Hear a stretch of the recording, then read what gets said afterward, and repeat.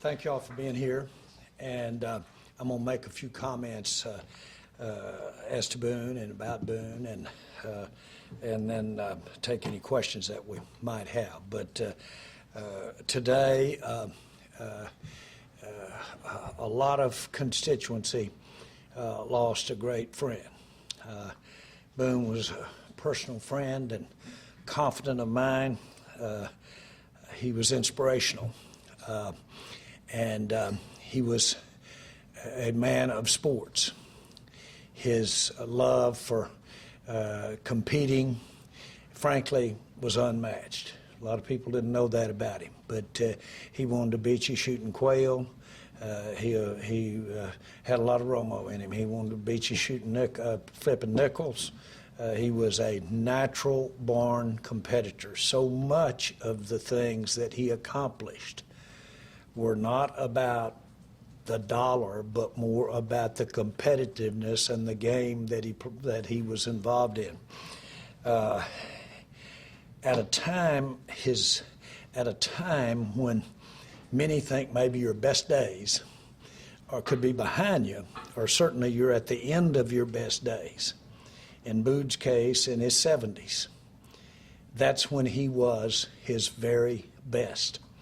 I had the opportunity to introduce him at the American Coaches Association when he won the award at the Waldorf Astoria in New York. And I got permission from him to tell the story of how during some really challenging times for him in his early 70s, he was divorcing, he was in deep depression. Such depression that he told me he literally had to lift his leg up with his hands to put it on the floor to move out of the bed. He was broke at that particular time.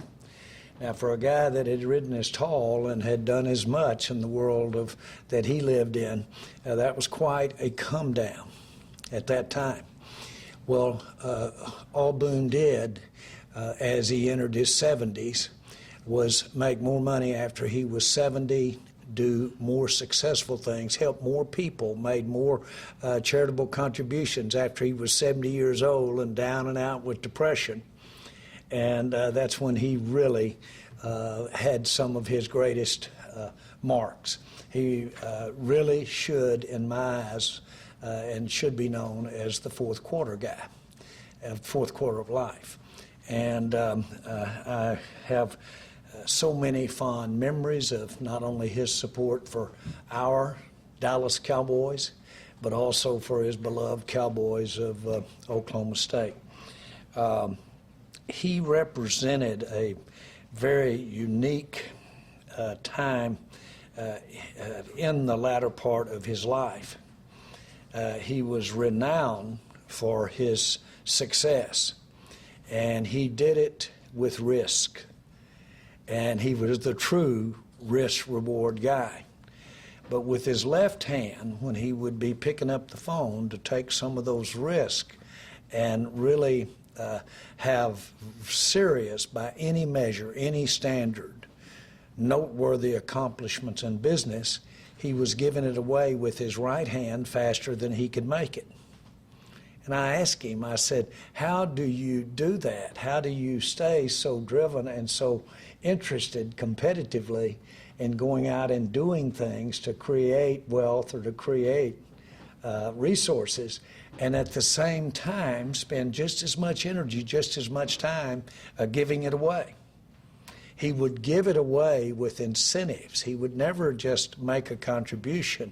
He would always make a significant gesture that way with the idea that others would match it or that they would come in. So he really used his wonderful mind and his wonderful resources to help a lot of people. He really is a great face of what our system is about in this country. A great face of what real imagination, real energy, unboundless look at what's around the corner, the future, and he practiced it. I'm going to personally miss Boone. I really do wish and want his family to know our hearts, and the Dallas Cowboys' hearts are with them. So I'll take any questions. Jerry, what's the most vivid memory of the time that you've shared with Boone that you have that you could share with us? There are many. There are many. I remember him competitively shooting skeet, shooting quail. I can remember him asking me to go with him. I went to Oklahoma State, and he asked me to speak to the team. And in the back of the room, I didn't pick him out that day, but later it was Des Bryant in the back of the room as a young freshman.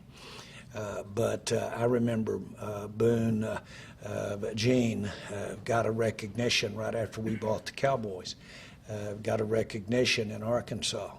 And Boone said, I'd like to go over, I love her, and I'd like to go over and speak about her. And so he and Annette Simmons went over to basically speak to the recognition of what she was, her contributions to cancer. And this was right after we bought the Cowboys. Boone came to Dallas about exactly the same time that we bought the Cowboys and moved to Dallas as well. We both had some criticism in our background. If you look at him, he was not adverse to taking on a challenge. I might have outdone him in those first few days we were in Dallas relative to the criticism relative to with buying the Dallas Cowboys. But it gave us another way to bond. I was in Oklahoma City when I was about 29, and really maybe even younger. And Boone was speaking. He was a renowned and accomplished business strategist and activist. And he was speaking to a large group, and I was having breakfast. I couldn't stand it, and he was with a good group of people. And I went over and introduced myself at that time, and just in awe of what he was and what he represented. Little did I know that later, when we got to Dallas, we'd be fast friends and enjoy the life we have together. So I've known him a long time. He's like I said, one of the finest things that I ever got to do was to present him to the American Coaches Association for the recognition of Man of the Year and what he had done for football and what he had done for sports. Jerry, what's the biggest way, would you say, that he influenced your life? I think his ability to get up without we use that, it's something that we all attribute to what we want to learn or what we get or what we want young people to get as we're trying to build character, and we talk about getting knocked down and getting back up. It seemed as though Boone was born to be on a knee or kicked, and he always managed to turn that into really strength. And so his ability to take adversity and turn that into ultimately never quit. Without using cliches here, he never quit. Just like the story that I told you about going through a very tough time. And he had challenges just as all families. He had it in almost every walk of life, that he would have challenges and have real problems. And he would overcome those, and then when he overcame them, when it evolved into success, he would share that in a very charitable way. And I don't know that I've ever seen the combination of resourcefulness and I'm not overusing the word, but if you will, ambition to go out and be accomplished, and then with the same spirit, be that aggressive at giving it away. And he's just everywhere if you look at who he's helped and the organizations and the people that he's helped.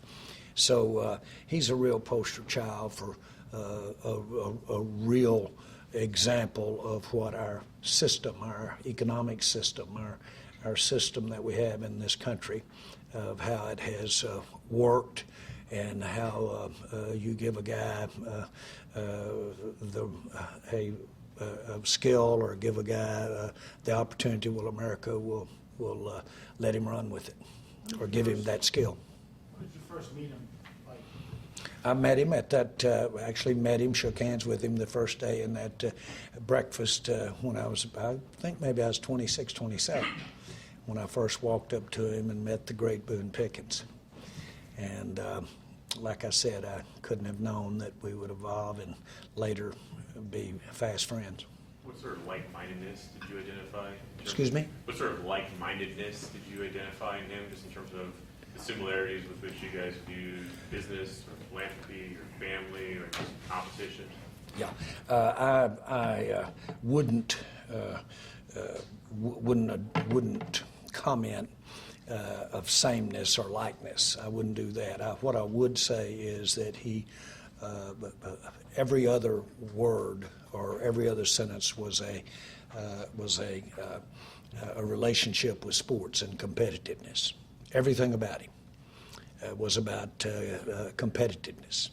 I think it was that way when he was in a boardroom. I think it was that way when he was challenging a big company about how they were run and how he wanted to change how they were run, taking them on, if you will, taking on big business that was Boone. And so he was very competitive. He loved the game. And then I would also say that he felt very strongly and acted upon it. Didn't not with his philosophy, but how he acted. It's hard to look up in our immediate area in North Texas and not find his fingerprints on some of the things that are helping the underprivileged or helping the people that can't play ball. Jerry, you joke around on the radio, especially about your age and getting poked about it. How much inspiration do you take from him with his accomplishments in his 70s, and then guys like us at our age? It's tremendous. The last 10 or 15 years, he's been just such a noted figure to me because of just that, and the combination of that and having his feet knocked out from under him financially as well as professionally, just pride-wise, having his feet knocked out from under him in his early 70s. And I saw him commenting today upon news of his death. I saw him commenting on one of the networks, and he basically said, I made more after I was 70 than I had made in all the time before financially. But his willingness to